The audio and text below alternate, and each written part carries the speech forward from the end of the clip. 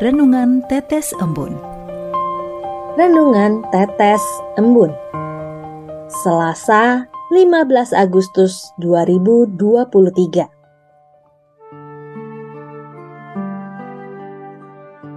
Pentingnya batasi keinginan hati bagi masa depan kehidupan. Bacaan dari 2 Korintus 9 ayat 6. Orang yang menabur sedikit akan menuai sedikit juga, dan orang yang menabur banyak akan menuai banyak juga. Sobat Katolikana, karena apa yang ditabur orang, itu juga yang akan dituainya. Bila kita menabur kebaikan, kita pasti akan menuai kebaikan. Kalau kita menabur keburukan, maka hal-hal yang buruk pula yang akan kita tuai. Tuhan sangat memperhatikan motivasi kita saat memberi. Apakah kita memberi karena kita mengharapkan balasan, imbalan, atau pujian? Kiranya kita suka memberi karena menyadari semua yang kita miliki adalah pemberian titipan Tuhan, dan kasih Kristus yang ada di dalam hidup kita mendorong untuk suka memberi dengan sukacita. Janganlah kita jemu-jemu berbuat baik, karena apabila sudah datang waktunya, kita akan menuai jika kita tidak menjadi lemah. Karena itu, selama masih ada kesempatan, marilah kita berbuat baik kepada semua orang, tetapi terutama kepada kawan-kawan kita seiman.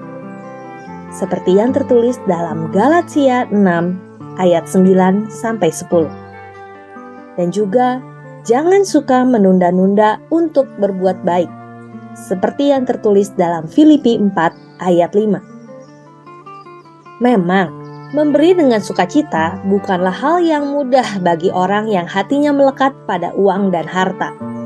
Buanglah sifat kikir, egois, dan materialistis dalam diri kita, dan jadilah berkat bagi orang lain, karena apa yang kita tabur dengan sukacita tidak akan pernah sia-sia. Biarlah matamu memandang terus ke depan dan tatapan matamu tetap ke muka. Amsal 4 ayat 25. Menoleh ke belakang, meratapi kesalahan, akan menenggelamkan kita dalam rasa bersalah dan membuat kita sulit bangkit dari keterpurukan. Menoleh ke belakang untuk mensyukuri karya indah Tuhan, membutuhkan kita yang berani melangkah ke depan dalam sukacita penuh pengharapan. Oleh karena itu, kita harus berpaling dari kesalahan silam, mulailah menatap ke depan, jadikan masa silam pelajaran berharga untuk hidup dalam kebenaran. Sekalipun masa depan penuh tantangan dan kesulitan, percayalah, Tuhan menjanjikan penyertaan. Jangan ulangi kesalahan yang telah terjadi. Jangan melangkah sendiri.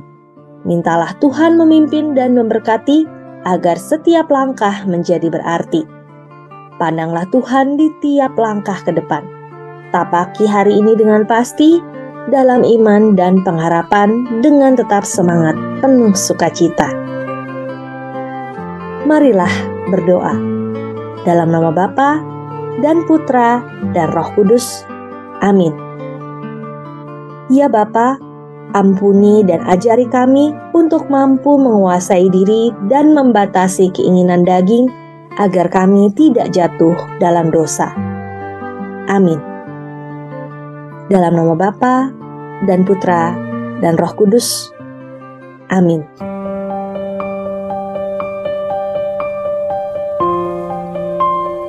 Demikian Anda telah mendengarkan Tetes Embun yang dipersembahkan oleh Radio Katolikana.